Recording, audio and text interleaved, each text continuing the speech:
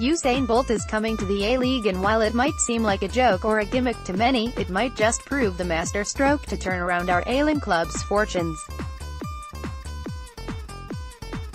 Following this club has been a hell of a ride so far. Future SOCCEROO. Place LOANEE's call-up after A-League SWITCHA-LEAGUE, Sydney FC, talking to, former place striker supporting the Mariners has been a hell of a ride for the club's fans. Source: Getty ImagesAs. As a 10-year-old, I was ecstatic to learn Central Coast would have a team in the inaugural 2005-06 A-League season, and the feeling on the school playground was mutual. Australia was finally going to have a premier football competition, and finding a club to Berwick for was easy for all the locals. Gosford finally had its own team to complement the beautiful stadium built in 1999 as an NRL ground for the club merger between Manly Sea Eagles and North Sydney Bears. The Northern Eagles would only last 2 years as an NRL team, and the stadium was left somewhat abandoned for 3 years before the groundbreaking announcement of the A-League's inception. The Mariners quickly launched what would become one of the most dominant football teams of the A-League's first decade.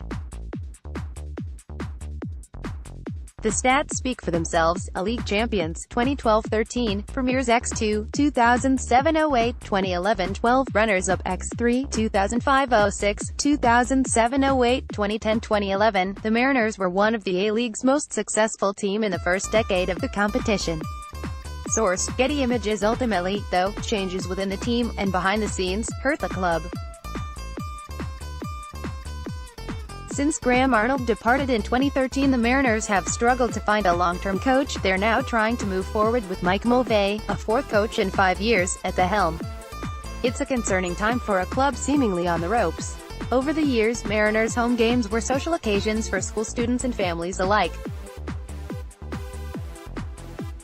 With the stadium located just minutes from my local high school, it was hard to miss a game.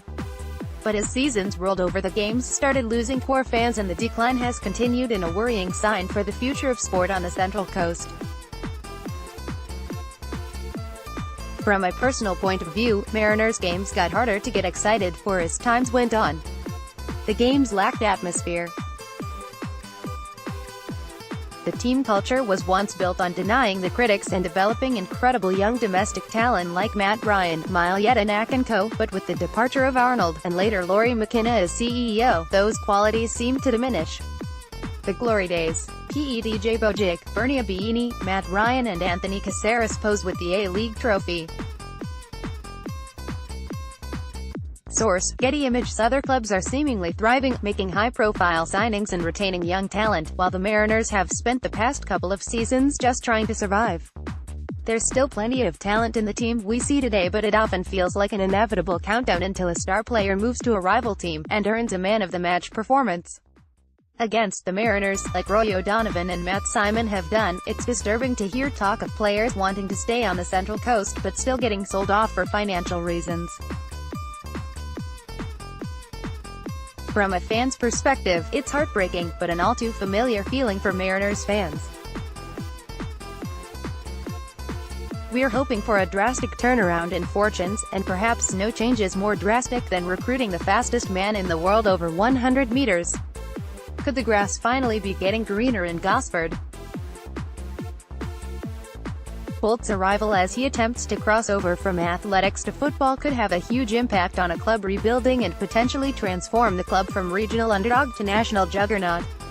Bolt arrives on Saturday for an indefinite trial period. Source: Getty ImagesAs. The strategy to recruit Bolt goes beyond Mulvey, whose adamant young Australian talent is still the main focus of the Mariners, and the A-League as a whole. But he sees it as a fantastic opportunity for the club, despite the mixed feelings of football critics. Central Coast seems like a good fit for Bolt, with its club culture built around being underdogs and exceeding expectations. As a team, they effectively have nothing to lose entering the season as the reigning wooden spooners.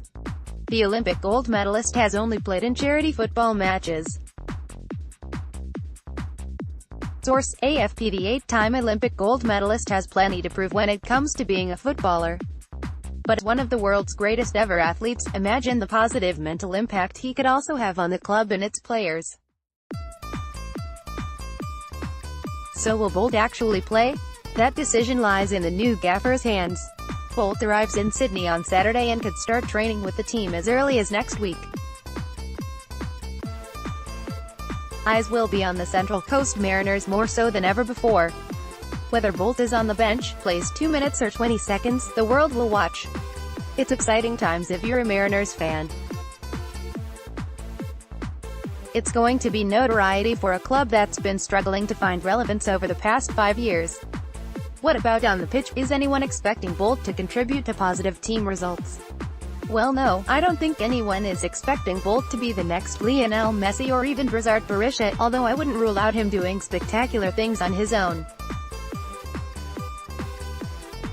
It could even be the media circus around him, and that boosts the Mariners' performance. Crowds could be bigger than ever, and that will lift the playing group. Even if Bolt's time here in Australia is uncertain, and unlikely to be long, even a small stint with the club could be enough to engage a bored local audience for the upcoming season and beyond. Call it a gimmick, a joke, or whatever you like.